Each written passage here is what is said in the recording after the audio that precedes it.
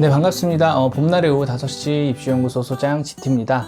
네, 오랜만에 찾아뵙죠. 네, 사실 제가 몸이 조금 안 좋아서 이제 장시간 영상을 좀 못 찍게 됐었어요. 그래서 근데 이제 제가 듣기로는 그 여러 같은 성원으로 저를 이렇게 오매불망 기다리신다고 그렇게 이야기를 들어서 제가 또 아픈 몸을 이끌고 또 이렇게 영상을 찍게 됐습니다. 그래서 이 영상을 보시고 이제 많은 도움을 좀 받으셨으면 좋겠습니다.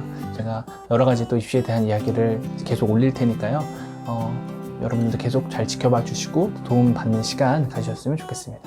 네, 오늘 드릴 이야기는요, 수시와 관련된 이야기를 좀 해보려고 해요. 그래서 총 아마 3가지 영상을 찍게 될 건데, 그 3가지 영상들이 다 이제 유기적으로 연기가 되어 있으니까 이 3가지 영상을 다 참고하셔서 요번 수시 원서 쓰시는데 좀 도움을 받으셨으면 좋겠습니다. 네, 그러면 첫 번째 이야기, 먼저 주제는 우리가 원서를 쓸 때 상향, 적정, 안정 이렇게 원서를 쓰게 되는데 과연 나는 어떻게 조합을 해야 될까에 대한 부분에 대해서 같이 한번 이야기를 나눠보도록 하겠습니다.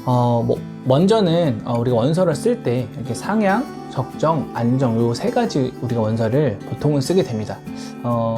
이제 말 그대로 이제 상향은 우리가 좀 내 점수보다 높게 쓰는 걸 말하고, 적정은 내 정도의 수준, 내 지금 갖고 있는 스펙의 정도로 원서를 쓰는 것, 그리고 안정은 내가 갖고 있는 점수보다 조금 더 낮게 원서를 쓰는 게 되는 거겠죠. 하지만 모든 사람들이 똑같이 상향을 우리가 수시에서 총 6장을 우리가 쓸 수 있게 되는데요.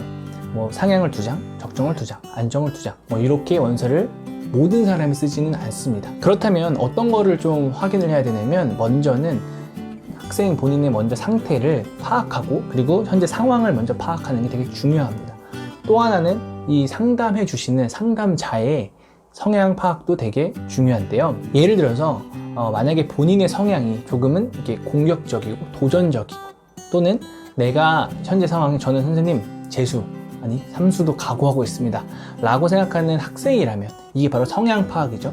만약에 그런 학생이라면 원서를 쓰실 때 굳이 안정의 원서를 쓰지 않으셔도 됩니다.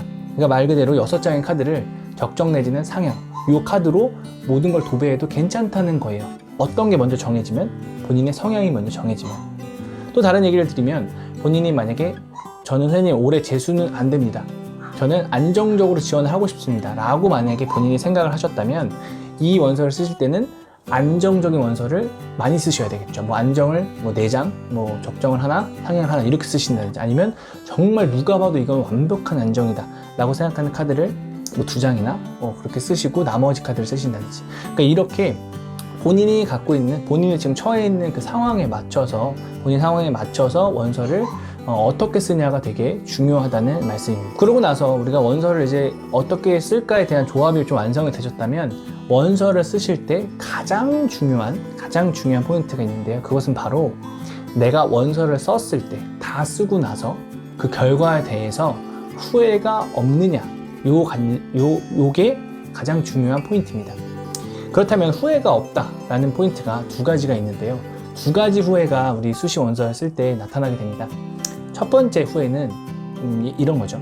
A라는 대학을 안정으로 내가 원서를 썼는데 그게 붙은 거예요. 그런데 수능을 너무 잘 봐본 거죠. 그래서 소위 말하는 수시 납치, 본인이 갖고 있는 수능 점수보다 수능 점수가 본인이 수시 때 안정을 썼던 것보다 더 좋게 나오게 돼버리는 거죠. 그걸 수시 납치라고 표현을 하는데, 그런 상황에 처했을 때 어떤 후회를 하죠? 수시 원서 그거 쓰지 말걸, 이 쓰지 말걸이라는 후회가 하나가 생기게 됩니다. 또 하나는 본인이 A라는 대학을 안정대학이었음에도 불구하고 쓰지 않은 거예요. 왜? 수능을 잘 볼 것 같거든. 그러고 나서 실제로 수능을 봤는데 수능을 못 본 거예요. 근데 그 최저를 맞출, 그 안정적인 대학보다는 최저를 딱 맞추는 그 정도의 점수는 맞게 된 거죠. 그러면 어떤 후회를 하게 되죠? 이 A라는 대학 쓸걸 이라는 후회가 생기게 되는 겁니다. 그래서 여러분들이 이 2가지 후회, 쓰지 말걸 이라는 후회와 쓸걸 이라는 이 후회, 이 2가지 후회에 대해서 여러분들이 정말 깊이 있게 고민을 하셔야 됩니다. 이거는 여러분들의 선생님이나 여러분들의 부모님이 해줄 수 없고, 오로지 여러분들 스스로에 대해서 스스로가 정말 깊이 있게 골방에 혼자 들어가서 기도하는 마음으로 고민을 정말 많이 하신 다음에 이 원서를 쓰셔야 돼요. 아시겠죠? 그래서 이 이후에 제가 이제 알려드리는 어떤 그 영상에서 알려드리는 수시 원서를 쓰는 어떤 방법적인 이야기들을 제가 드릴 텐데, 그거를 잘 종합해 주셔서 최종적으로 원서를 다 쓰시고 나신 다음에 반드시 스스로에게 질문해 보세요. 나는 이 원서에 대해서 후회가 없을까? 나는 이 원서에 대해서 내가 오로지 다 책임을 질 수 있을까? 요거에 대한 질문을 반드시 하시고 난 다음에 원서를 쓰시면 정말 좋은 원서가 만들어질 겁니다. 그래서 첫 번째 영상에서는 제가 상향, 적정, 안정 어떤 조합을 할까에 대해서 이야기를 나눠봤고요. 다음 영상에서는 그렇다면 상향, 적정, 안정 이 원서를 쓸 때 뭐부터 고민을 해야 되지?